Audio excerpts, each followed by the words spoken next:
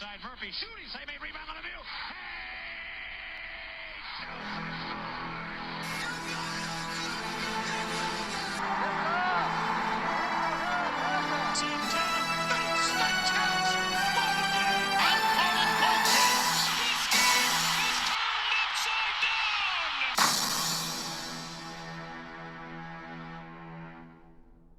Hello, everyone. I'm Casey, and you're watching the Red Rubber Duckman All Sports Network. Welcome to another video of the 2024 March Madness Charity Drive. This is part 2 of the 8 conference tournaments that were just decided on Saturday the 2nd. So this video, we're going to go over the Southern Conference, Big South, and then the Northeast Conference. Be sure to check out the link to the Sandy Hook Promise. It's in the description down below. Without further ado, let's first go to the Southern Conference with the top seed overall being the Samford Bulldogs. They go in with a record of 15-3, record of 26-4. Now, when they first lost their first 2 games to Purdue and VCU, they would go engine. As a matter of fact, they would go on to win 17 straight games after their start. And they only lost 3 conference games, and it ended up being the lead in the Southern. So this is a pretty dangerous team. I'm sure it's going to be a popular upset pick no matter where they end up. Akor is going to be your player to watch out for. He leads the team in points per game, field goal percentage, rebounds per game, and then blocks per game. Samford has been on fire, and they're going to be playing the winner of one of the 2 first-round games, being Mercer and the Citadel. Let's start with Mercer. If you look at the Southern standings, it's relatively close, with the only 2 outliers being the Citadel and VMI. As a matter of fact, 5 games separate these 2 teams. Mercer with a record of 8-10, and the Citadel at 3-15. So the bottom 2 were basically decided by default. Now, there was a particular point where Mercer lost 5 straight conference games, but they turned it on after that, and they have won 4 of their last 5, including a win over Samford. Now, Jalen McQuarrie is going to be your star player. He leads the Bears in points per game at 15.8, field goal percentage at 53.1%. He leads the team in rebounds per game at 4.7, and then that's Alex Holt. Excuse me. But McQuarrie does lead the game in steals, does lead the team in steals per game at 1, and also has 1 block per game, which leads the team. We now go over to the Citadel Bulldogs. As we mentioned earlier, 3-15 in conference play, a record of 11-20. Not 1, but 2 losing streaks of 6 games. And that was also in conference play. So the Citadel maybe could here, but especially since they did beat Mercer this year, they even split the season series with the Mercer Bears. Star player with 16.4 points per game and a field goal percentage of 45 points.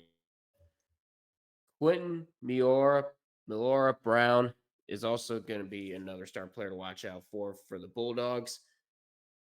A rebounds per game of 9.3, and he also has 1.4 blocks per game.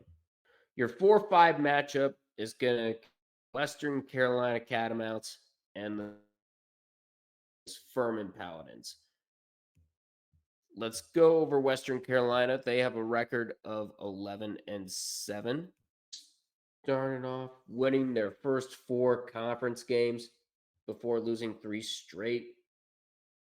And it would actually end up with 2 of those 3 games being the top 2 seeds, Stanford and UNC Greensboro.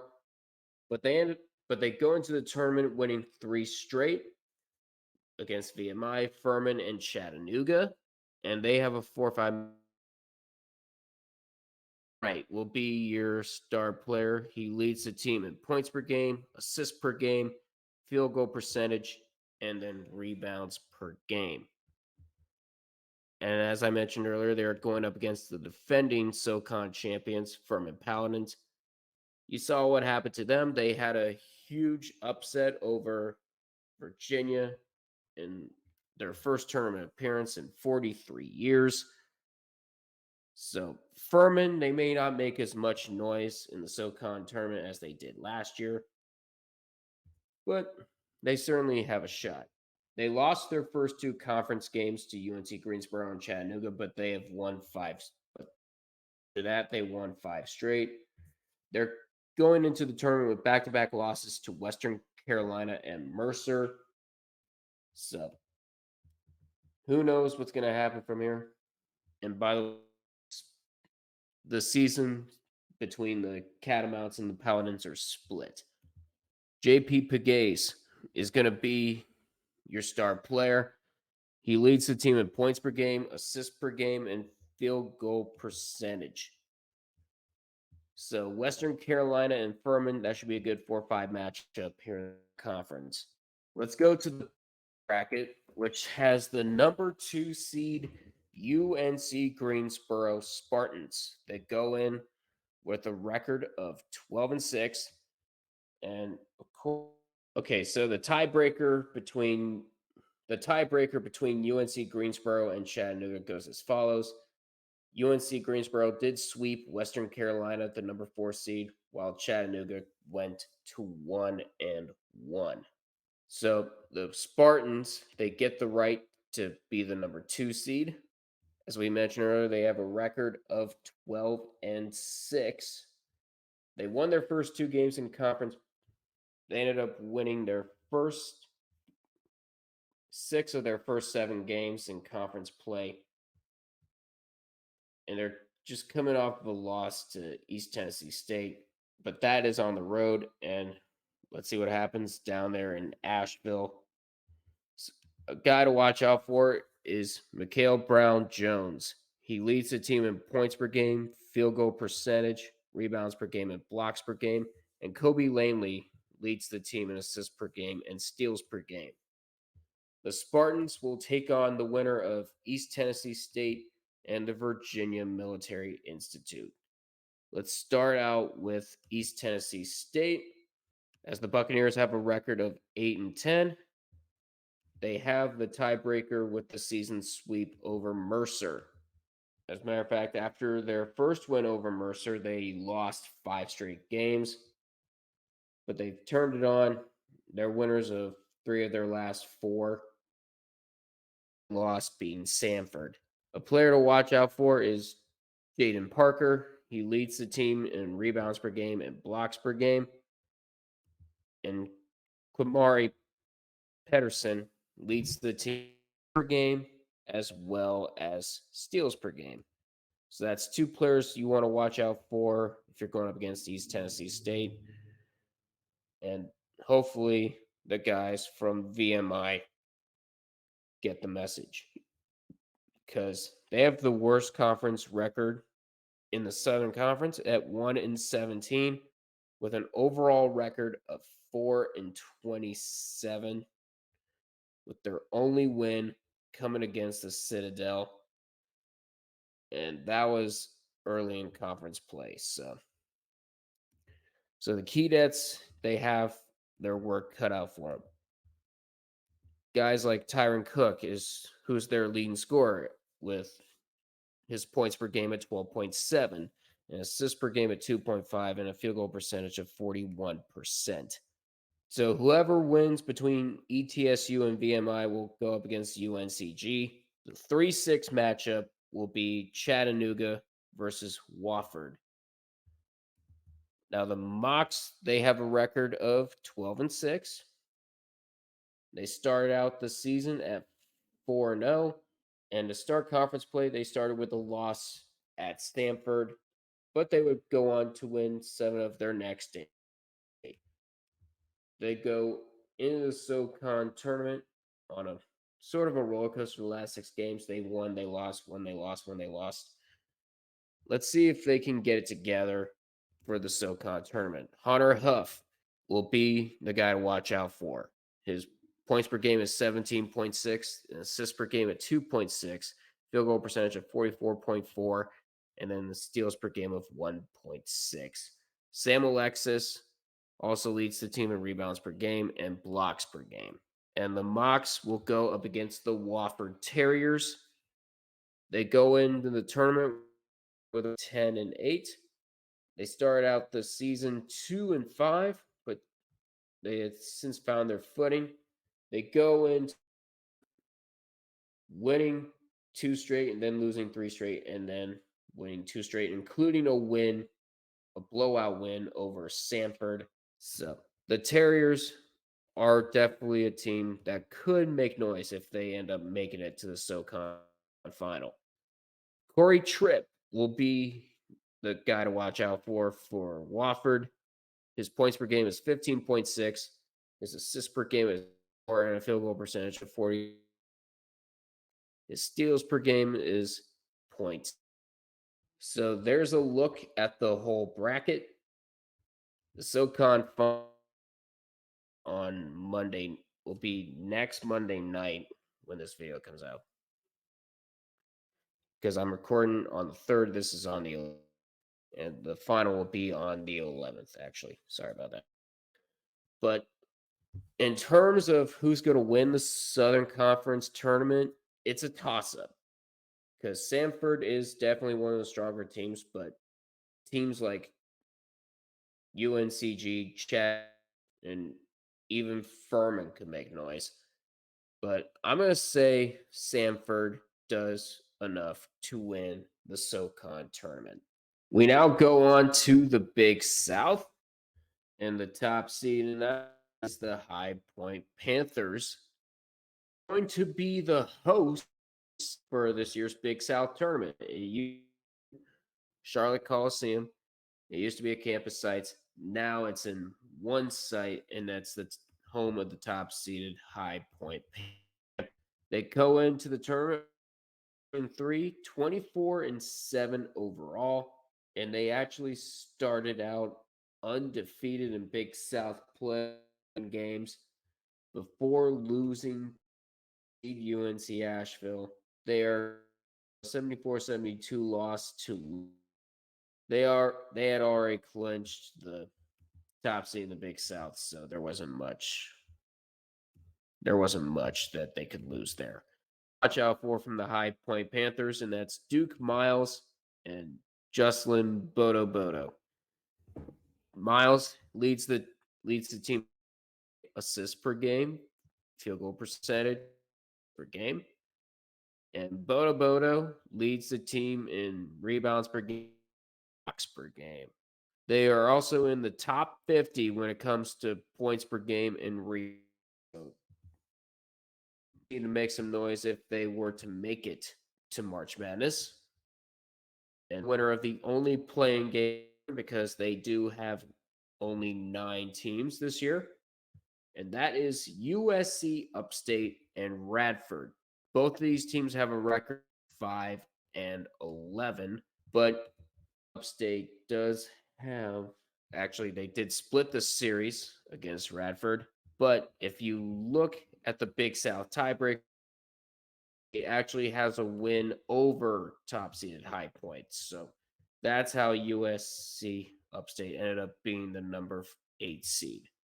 In terms of players to watch out for, Trey Rodnex is the guy to watch out for. He leads the team in points per game, assists per game, and then field goal percentage.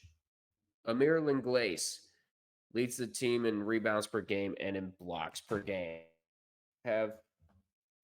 They did have 4 losing streaks of 3+ games, but USC Upstate's coming up of a win over Presbyterian, 74-72, and Radford is going to be their opponent, the Highlanders. Unfortunately, they didn't get a win over High Point, so that was the tiebreaker right there. Now, they actually started out pretty well. Actually started out all right in conference play, winning their first two games, but then they lost to Winthrop and Gardner Webb. And then it turned, and then Radford ended up losing 7 of their last 9 games. Wins over Gardner Webb and Longwood notwithstanding. A player to watch out for is K. He leads the team in assists per game and field goal percentage. That's one guy you need to watch out for if you're facing Radford. Now, the 4-5 matchup goes up. It's going to be a rematch of the 2022 Big South Championship game, Winthrop and Longwood. Now, following NCAA tournament basketball, there's usually one name you see like pretty much every other year, and that's Winthrop. The Eagles go in with a record of 8-8. They actually started out pretty well in conference play. They ended up winning their first 4 games before losing back-to-back, before losing 4 of 5. They go into the tournament losing 2 straight games to High Point and Gardner Webb. But that doesn't discount what the Eagles can do. Kelton Talford is the guy to watch out for the Eagles. He's their leading scorer with 14.3 points per game, as well as rebounds per game at 5.6. And there's for the Winthrop Eagles, they are in the top 100 in points per game. So the Eagles can still fly high in this Big South tournament, but they would have to go up against Longwood. The Lancers go in to the tournament with a record of. Now, they were part 3-way tie at 6-10 with Presbyterian and Charleston Southern, but they went 3-1 in that pod, while Presbyterian went 2-2 and Charleston Southern went 1-3. So that's your tiebreaker right there for Longwood. The Lancers, they started out conference play losing 4 of their first 5 games, and then they went on a few streaks, losing and winning. They actually go into the tournament with a win over High Point 74-72. So they do have a little bit of taking down Titans experience going into this Big South tournament. Waylon Napper is your guy to watch out for. His points per game is at 14.5. His assists per game is at 4.4, and field. He also leads the team in steals per game at 1.5. So that's going to be your one guy to watch out for when facing Longwood. Let's bring this down to our other 2 quarterfinal matchups. The number 2 seed is the defending Big South champions, UNC Asheville. They go in with a record of 12-4, and they started out the Big South winning 6 of their first 7 games, and they are just coming off of a win over Radford 71-62. And they split the regular season series between High Point. Now, one guy to watch out for from last year was Drew Pember, and he's back. He's leading the team in points per game, field goal percentage, rebounds per game, and blocks per game. So UNC Asheville is good, and they will be going up against Charleston Southern. The Buccaneers go in with a record of 6-10. As I mentioned, they were on the losing end of that 3-way tiebreaker. Now, they started out okay in conference play at 2-2, but they would go on to lose 6 of their next 8, and then split the last 4 games. Now, RJ Johnson is the guy to watch out for Charleston Southern. He leads the team in points per game at 15.3 and assists per game at 3. And Tajay Kelly, he leads the team in rebounds per game as well as field goal percentage. And the final quarterfinal matchup will be Gardner Webb and Presbyterian. Let's start with the Running Bulldogs. They have a record of 11-5.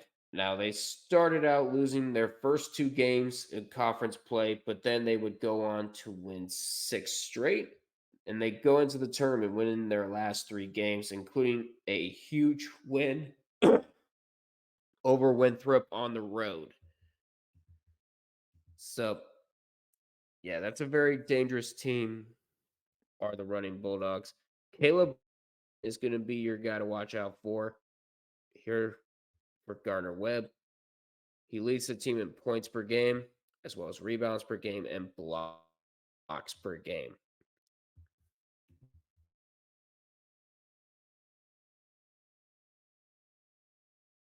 All right, so there's your look at the Big South tournament. If you look at it, there's a lot of good teams that could make some noise. I think the Big South is going to be one of those tournaments to watch out for, because this is one of those tournaments that looks like you could pull a name out of a hat and that's going to be your Big South champion. But if I were to choose, I would say High Point has a better chance. I could be wrong, but that's the art of predicting. Sometimes you're right, sometimes you're wrong. And UNC Asheville can definitely look to go. They definitely have a case to go back to back, as well as Gardner Webb winning and then Winthrop dominating as they usually do. Next up, we are doing the Northeast Conference. Now, this one is going to be different. Of course, you have 8 teams. This time around, the winners of the quarterfinals will be reseeded. So, say, for example, if Central Connecticut were to win, they'd take the #1 spot. But if number 6 beats number 3 and number 2 ends up winning, then number 6 will go up against number 1. And you have different scenarios from here on out. So let's go over the top of the bracket. The number 1 seed in the NEC is Central Connecticut State. The Blue go in with a record of 13-3. In fact, they tied Merrimack for the top spot. But Central Connecticut gets the number 1 seed due to they pulled off a season sweep over the number 3 seed Sacred Heart, while Merrimack split the season series. So they started off, they didn't have a really good non-conference, but they started to shine once they hit NEC play. They won 7 of their 8 games. In fact, they're going into the tournament with 4 straight wins. Earlier, a season split versus Merrimack led to a tiebreaker, and Central Connecticut with a season sweep over Sacred Heart gets them the number 1.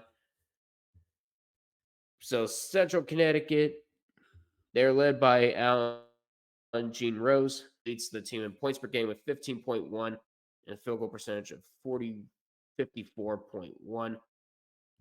And you also have to worry about Jordan Jones. He leads the team in assists per game at 3.8 and steals per game at 1.9. Central Connecticut will be going up against St. Francis of Pennsylvania, the Red Flash. They go into the tournament with a 3-13 record in conference play. They do 4 straight games in NEC play before beating Long Island into the tournament with 5 straight losses. So now Eli Wilborn is your leader with 10 points per game, 7 rebounds per game, and 1.6 blocks per game. It's going to be a tall order for the Red Flash to pull off the upset. So, I mentioned earlier, the 4 semifinals will be reseeded. Number 2 seed is Merrimack, the defending NEC champions. You guys are like, wait, we saw Fairleigh Dickinson in the tournament last year. How come Merrimack didn't get in? That was their last year of ineligibility. Now this is their first year of eligibility, and they're in a pretty good spot right now. So, as we mentioned earlier, they lost the tiebreaker to Central Connecticut due to a season split with Sacred Heart, and they started out conference play at 3-0. Then they lost two straight games, but they ended up winning 10 straight before losing to Sacred Heart. That was what lost them the number one seed. It was a very tight battle between Merrimack and Central Connecticut. But Blue Devils ended up taking the number one seed over the Warriors. But it should be a good final if those two teams were to meet. Jordan Derkak is your leader with 17.7 points per game, a 48.4 field goal percentage, and 5.9 rebounds per game. Adam Clark is something you should also look out for. He leads in assists per game at 3.9 and steals per game 2.6. And they'll be going up against LIU, Long Island. The Sharks have a record of 6-10 in conference play. Their only non-conference win was against Texas A&M Corpus Christi, which, if I can guess correctly, I think they are the number 2 seed in the Southland right now. But at first they were sub 500 in NEC play. They're coming off of a stretch where they lost 5 of their last 7 games, with one of those being to Central Connecticut. RJ Green is the leader on defense with 7.7 rebounds per game and 0.7 blocks per game. Ty Strickland is the scoring leader for the Sharks with 14 points per game. There you go. The number 3 seed is Sacred Heart, as we determine the team that record for the number 1 seed. They finished with a record. The Pioneers finished with a record of 10-6, and they ended up 4-1 in conference play before St. Francis and Fairleigh Dickinson back to back.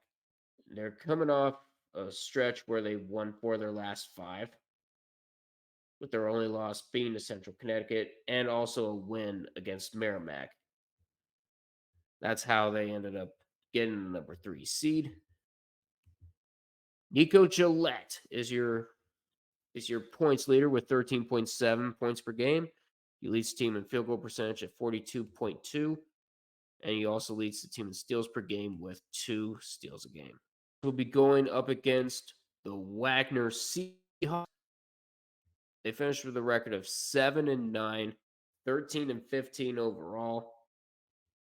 After losing to Long Island their conference opener, they won 3 straight, and then they lost 3 straight. And it's been a roller coaster for the Seahawks ever since. Melvin Consul Jr. is your leader in all the categories except for one, and that was assists per game with Javier Sequeira. But Melvin Consul has 15.3 points per game, field goal percentage of 38.5, 5.8 rebounds per game, 1.4 steals per game, and then 0.6 blocks per game. And the final matchup features Lemoyne and Fairleigh Dickinson. And both of these teams went in with a record of 9-7, but Lemoyne earned the right to host this matchup because they went 2-2 against the top 2 teams, Central Connecticut and Merrimack, while Fairleigh Dickinson went winless in that pod. And they even pulled off a season sweep over Central Connecticut. So they have that for them. So the Dolphins, in their first year in Division I, they are led by 3 players. That's Kian Cleary, Mike DePersa, and Luke Sutherland. Cleary is your points leader at 15.5, and he leads the team in rebounds at 6.5 per game. Mike DePersa has 3.4 assists per game, as well as 1.7 steals per game. And Luke Sutherland has 0.8 blocks and shooting 49.4%. And Lemoyne goes up against one of the Cinderellas from last year's NCAA tournament, Fairleigh Dickinson. They were the number 2 seed last year, but they got into the Merrimack not being eligible, and look at what happened. They ended up beating Purdue in the first round, possibly one of the biggest upsets in NCAA history. But this year it's been it dwindled a little bit. They started out with 0-2 and then won 3 games in conference play. And then they ended up splitting their last 4 games.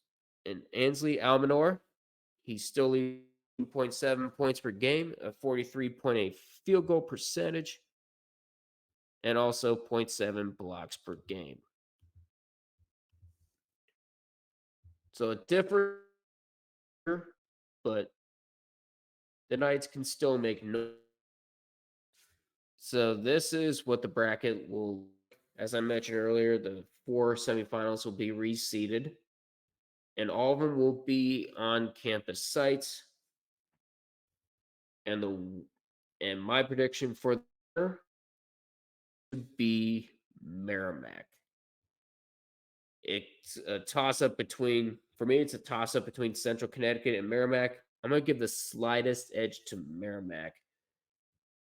Because keep in mind, they are the defending NEC champions. I think this time around they're going to repeat, but make it for the first time in their first year of eligibility. That's going to do it for part 2 of the Saturday the 2nd conference brackets. Stay tuned for part 3 with the Ohio Valley, the Horizon League, and the West Coast Conference. So that's going to do it for me. Look forward to seeing you guys in part 3. I'm Casey. You're watching the Red Rubber Duck on All Sports Network. Please feel free to like, comment, subscribe. Until we meet again.